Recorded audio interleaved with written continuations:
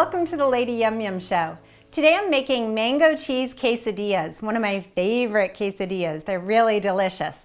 But before we get to that, a quick shout out to Tom in Springfield, Mass, who sent me this picture of the low-fat potato salad that he made from last week's episode. Sparkles to you, Tom. Great job.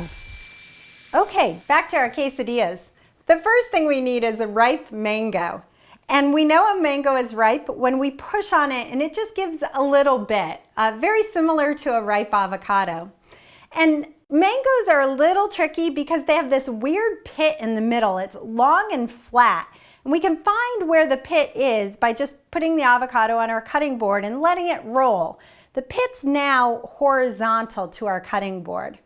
So we'll know when we go to slice it, where to slice it based on where the pit is. So let's first peel it. And there's a couple methods for slicing into a mango.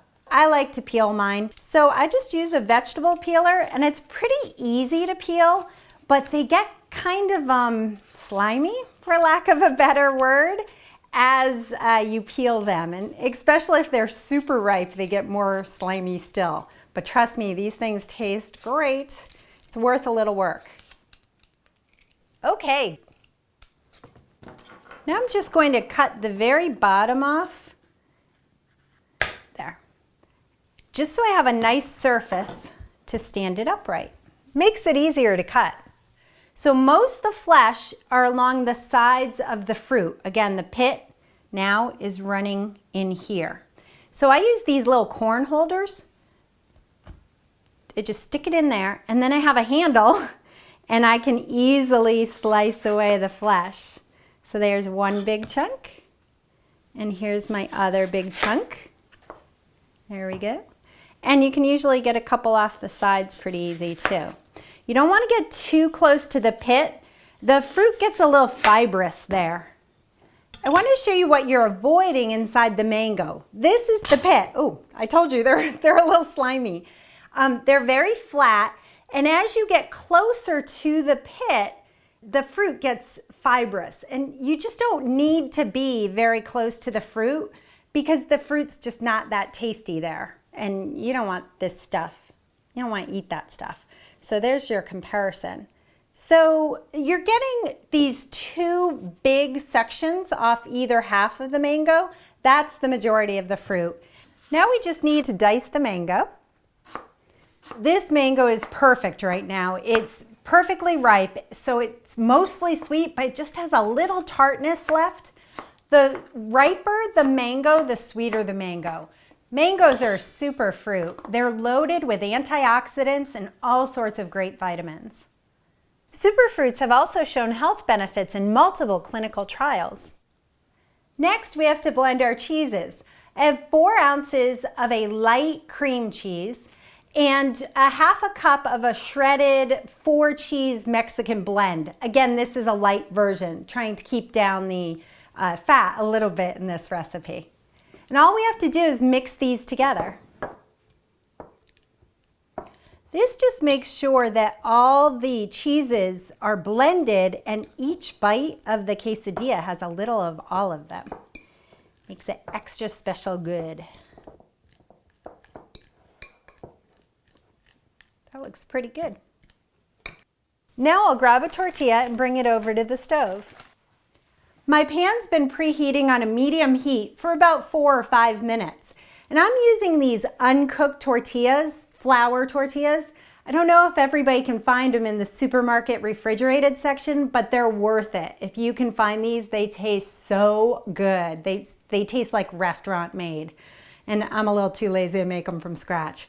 So once your pan's nice and warm, just put it on and it cooks for about 30 seconds to a minute on each side. You'll know it's cooked on one side because it'll change color. There you go. See how white it is? It almost looks like a cooked one now. So I'm going to flip it and add my toppings. Ooh, just a little toasty on there. That's good. And I'm going to add some cheese, a couple tablespoons. You try to spread it around the best you can. And I use this little offset spatula, but you don't have to do that. And I just cover half of it. Come on, spread. It's hot. There we go. And some mangoes. Now I like the cheese to melt a lot, and you'll see it'll melt, and then we'll kind of press it down to make it spread out. And since I like it to melt a lot, I cover it just for, again, maybe 30 seconds.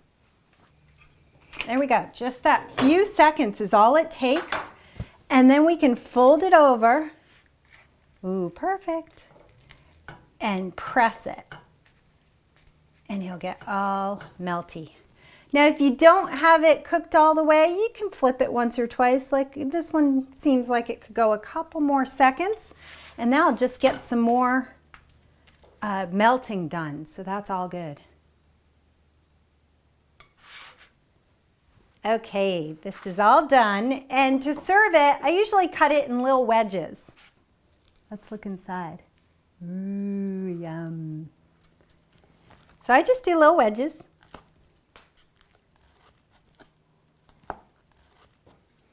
I often serve this as an entree with some sides. But too impatient today. So good. With cheese and the mango, perfect combo. Well, I can't eat all of this because I want to show you one more thing. So let me put this aside. So another thing I like to do is make the appetizer portion of this. And you can do all the preparation ahead of time before your party. And I like to cut them in small circles. Again, it's an appetizer portion using this cookie cutter. I usually get 3 out of a tortilla. I can always bake off the rest of this to have as like salad toppers, you know, the wasted portion. So there we go. We got 3 pretty circles. And I'm going to fry these on both sides. And again, I'm frying these in no fat. I'm just cooking the 2 sides. You can see they're puffy now. I hope you can see that. There. So they're done. We'll just take them off. And I'll put about a teaspoon of the cheese and spread it around. And a couple pieces of mango. And fold that up, just like that. Aren't they cute? And they're perfect. Everybody loves these at cocktail parties. Another great thing about these is they can be reheated. So you can make these before a party and reheat them in a about 325 oven. I kind of layer them in a dish like this and reheat them, and they're all ready to go.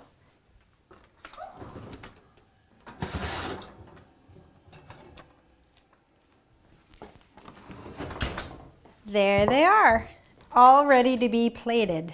I'll just show you one. It's all cheesy, melty, goodness. Well, I'm going to plate these and call a few friends over to share them with. Thanks to our friends out there who have been sharing our page on Facebook. If you'd like to share, there's a share button below. Have a great day. Thanks again for joining us.